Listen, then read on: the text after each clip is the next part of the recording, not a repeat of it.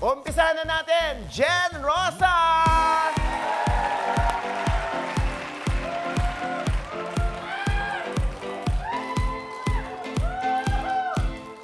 Aaron Carmelo!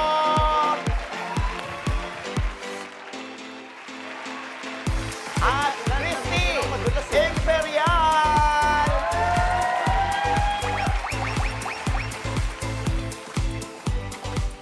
Aba, yan talagang binigay niyo ng buhay ang hula hoop, no? First time. Marunong ba kayo mag-hula hoop? Sige nga, Jen, paano ka mag-hula hoop? Sa leeg ko lang. Sa leeg. Wow! Ang ganda ng boses. Ah, hindi. Nag-hula hoop siya. Nag-hula ako hoop. kumanta. Aaron, ikaw ba nag-hula hoop ka? Hindi. Siya rin po yung nagturo sa akin. Talaga, dito sa Bewang.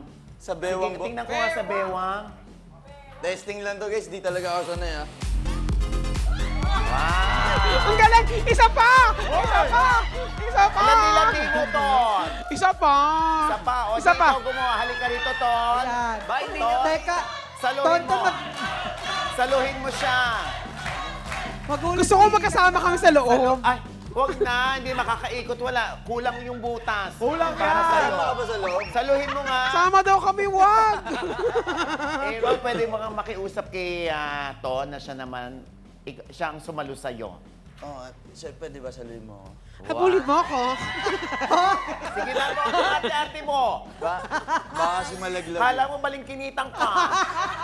Dali. Ikaw na maghula hoop. Oh, di ka siya. Naku, Kaya mo eto po, yan. Makaikot po kaya ang hula hoop? Tingnan natin. Yes! Ang galing ni Tonto. Alam mo, parang naiinis si Papa, o ikaw kaya mag-try. Parang kaya mo din. May tissue kayo, pakipunasan yung sebo. Bakit? Wala. Wala ba?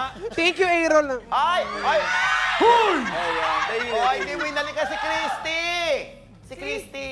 Busy ako. Wait lang. Ayan, hi! Christy, ikaw ba marunong maghula hoop talaga? Siyempre po. Bata ka pa? Fetus pa lang pa ako marunong. Fetus ka pala. Talaga? Tingnan ko nga. Taray. Sila po yung mga VMX artists ngayon. At ito nga, yung isa rito ay nag-trending sa aking OGDS acting workshop. Sa kanyang monologue. Oo, si Jen. Oo nga. Jen, ano yung ginawa mo doon? Eto, papakita natin sa kanila. Baka sabihin naman nila, nag-i-illusion ka lang. Eto na. Gustong-gusto ko na mag-resign. Pero di ko magawa kasi mahal na mahal ko kayong lahat. Iniisip ko kinabukasan mo. Pag-aaral mo. Magiging buhay niyo. Ikaw ba nung unang sala mo sa workshop at ikaw yung nagmo-monologue kinabahan ka ba? Kinabahan po ako pero natuwa naman po ako kasi natuwa kayo dun sa monologue ko. Sabi mo sa akin, ay ano ka ba? May mukhang may pinaguhugutan ka sa breadwinner. Meron po talaga kasi ako, breadwinner. So ano nga, meron ka pinagugutan bilang breadwinner Yes lang? po, nakakapagod din. Nakakapagod Nakakapagod? din po maging breadwinner pero pahinga lang. Kaya ang ganda po nung monologue ko nun kasi drama talaga. Talagang Kumusta ako bilang acting coach? Ano po, una po nakakatakot pero nung na po, pinalo nyo na ako, okay. Hoy, baka sabihin nila, sinaktan ka. Yung po, yung ginanon nyo po ako, yung sumisigaw kami nun eh. Yung dapat kasi kailangan masaktan sila Opo. para galitin sila. Kailangan po. maramdaman nila yung sakit. Yes po. Para maggalit sila, Yes mapikon po. sila sa akin. Yes po. Di ba? Pero lang naman po ako nun, sampalo lang. Oo. Ha? Patingin. Ganyan. Masakit? Hindi Hindi, po. di ba?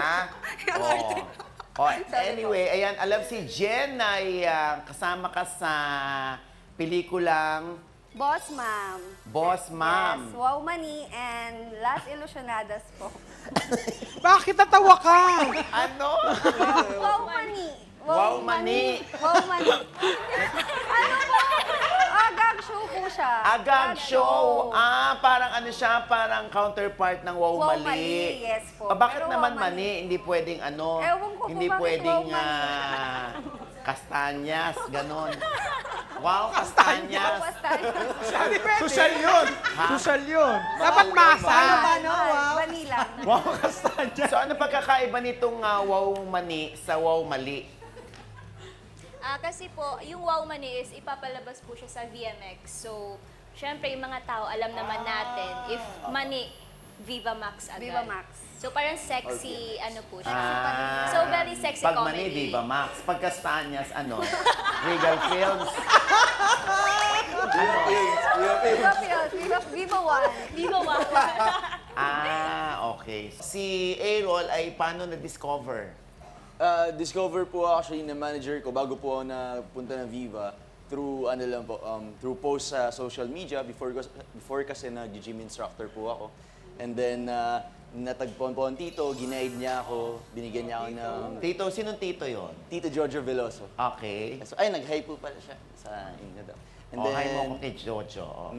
Ayun po, Tapos? tas nakapirma na lang po ako noong year 2021 sa Viva. And then ang una po talaga nilang in-offer sa akin is Viva Max po talaga. Kaya, Viva Max, Yes, ever oo. since po, karamihan po ng projects ko doon na po sa Oh, Viva so Max. hindi ba kayo parang hindi ba kayo nabibigla, nasashock o nato-traumatize pag ang mga first movie na ginagawa ninyo Hubad. hubad agad or pa-sexy? Well, nung first time po, syempre medyo nakakaano po siya. Parang nakaka-shock talaga. Kaya culture shock kami kasi ako, very religious talaga ako eh. Ha? Totoo ba? Totoo po, very Oh. religious ako. And then, nun pag ano ko doon, pagpasok ko, kasi I did bid my time na rin sa pagpila sa mga auditions before, na naka 3 to 4 years na rin po ako. Sabi ko, baka ito yung time ko para magkaroon ng stepping stone man lang at least. Ayun, so naisip ko na rin na tanggapin na rin. So ikaw ay si Mr. Petit Global 2022. Yes po. At isa ka rin sa bida ng Boss Ma'am. Ano ba yung Boss Ma'am?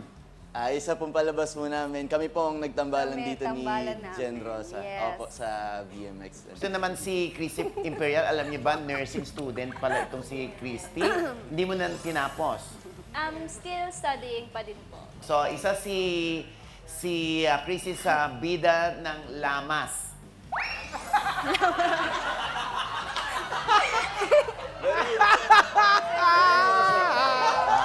Ang wholesome. Saka sa unang tikim with Mark Anthony Fernandez, andun ka. Yes po. Eto na nga.